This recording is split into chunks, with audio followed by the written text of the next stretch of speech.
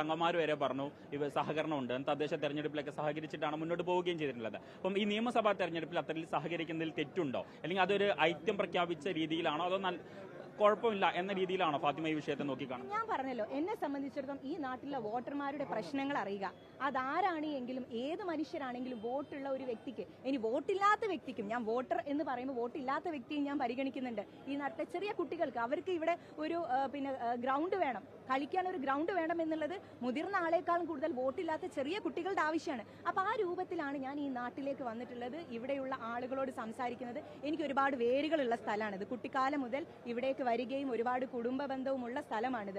അതുകൊണ്ട് അത്തരത്തിലുള്ള യാതൊരു കാര്യത്തിനെയും ഞാൻ ഗൗരവത്തിലെടുക്കുന്നില്ല. ആളുകളോട് നേരിട്ട് സംസാരിച്ചുകൊണ്ട് വോട്ട് ചോദിച്ചുകൊണ്ട് ഈ നാട്ടിലേക്ക് അവരുടെ സ്വപ്നത്തിനൊപ്പം ഉയരുക എന്നുള്ളത് മാത്രമാണ് എന്റെ മുമ്പിലുള്ള ലക്ഷ്യം. വനിതാ ലീഗിന്റെ അതിർത്തിയും വീണ്ടും വരുന്ന സുഹ്റാ വമ്പാടിന്റെ മോന്റെ ഫേസ്ബുക്ക് പോസ്റ്റ് ഒക്കെ ഇന്ന് വന്നിട്ടുണ്ട്.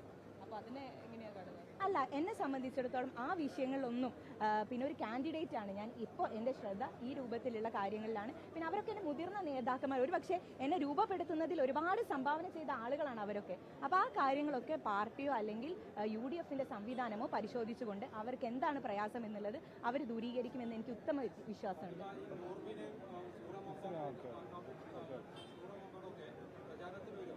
അതെ, അവരെന്തായാലും വരും. ഞാനത് പ്രതീക്ഷിക്കുന്നുണ്ട്. കാരണം ഞാൻ ഇന്ന് ഇങ്ങനെ ഒരു കാൻഡിഡേറ്റ് ആയിട്ട് ഈ മത്സരത്തിന് ഇറങ്ങുന്നുണ്ട് എങ്കിൽ എന്നെ രൂപപ്പെടുത്തിയിട്ടുള്ള ആളുകളാണ് അവരെന്റെ പൊളിറ്റിക്കൽ ടീച്ചേഴ്സാണ്. ഞാൻ അവരെ ഫോളോ ചെയ്ത ആളുകളാണ്. അപ്പോൾ അതുകൊണ്ട് അവരൊക്കെ എന്തായാലും തീർച്ചയായിട്ടും വരുമെന്ന് തന്നെയാണ് എൻ്റെ വിശ്വാസം.